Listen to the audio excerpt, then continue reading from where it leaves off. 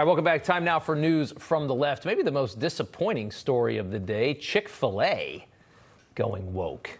The masters of fast food chicken hiring a vice president of diversity, equity, inclusion.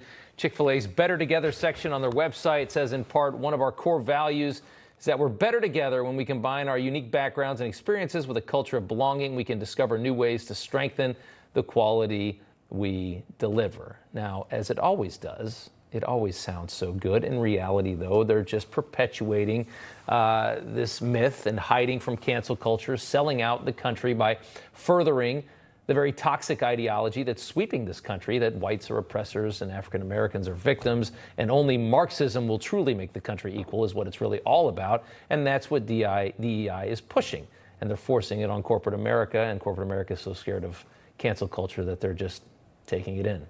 We shouldn't be surprised, though, after George Floyd died, Chick-fil-A's CEO, Dan Cathys, who gets his own chicken company thanks to Daddy, told an audience that all white people who've never owned slaves should get on their knees and shine the shoes of people who've never been slaves. Watch a clown worth $7 billion make a fool of himself. I invite folks to put some words to action here. And if we need to find somebody that needs to have their shoe shine, we need to just go right on over and shine their shoes. And whether they got tennis shoes on or not, maybe they got sandals on, it really doesn't matter. But there's a time in which we need to have, some personal action here. Maybe we need to give them a hug too, brother. How humiliating. You also notice that he barely touched the man's shoes at all, didn't do anything to clean them. So, of course, it's all just a big virtue signal. Just working on his next billion. Up next, as Target continues to bleed from boycotts, we're learning more about who's pushing this nonsense. Target's Vice President of Brand Management, Carlos Saavedra, just so happens to also be the treasurer and board member of the Gay, Lesbian, and Straight Education Network, a group that advocates policies that keep parents unaware of their kids' in-school gender transitions and provides sexually explicit books in schools. Target has reportedly donated at least $2 million to this group and has said they are a proud, decade-long collaborator of the people trying to conceal what they're doing to your children in school. Great stuff. Imagine your role at a company, as it is for Carlos Saavedra, being the one who forces the company to lose billions of dollars in order to comply with an idiotic agenda. That's your job, is hurting the company.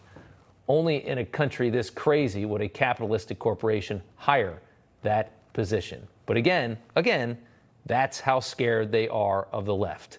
They will bleed money, embarrass themselves, they'll do anything so that they can keep their position and keep making money in the long run, because they think that they're getting some kind of leverage over the woke, over the Marxists that are taking over this country, I guess. Up next, the truth hurts. Reality really is offensive. Check out this guest on CNN pretending that everyone who is on welfare is really on welfare for the right reasons and fighting so hard to get off, and shouldn't be forced to prove anything to be able to stay on welfare. I think the Republicans' obsession with work requirements are offensive to poor people, assuming that people want to be poor and don't have the fight inside of them to work hard. It's offensive, and I think it will ultimately come a backlash. So that just all relies on the idea that nobody's gaming the system, right? Which is, of course, what Democrats always seem to believe. Think about how much the left's naivety costs this country in wealth, in quality of life. Imagine thinking every person on welfare in this country was really trying to get a job, and they should be left alone. Don't ask them for any proof of anything, just leave them alone. Imagine believing every criminal wants to be good and would be good if we would just stop prosecuting them for their crimes. That's what the modern left believes. That's how naive they are. Look what it costs this country. The road to hell is paved with good intentions, as they always say.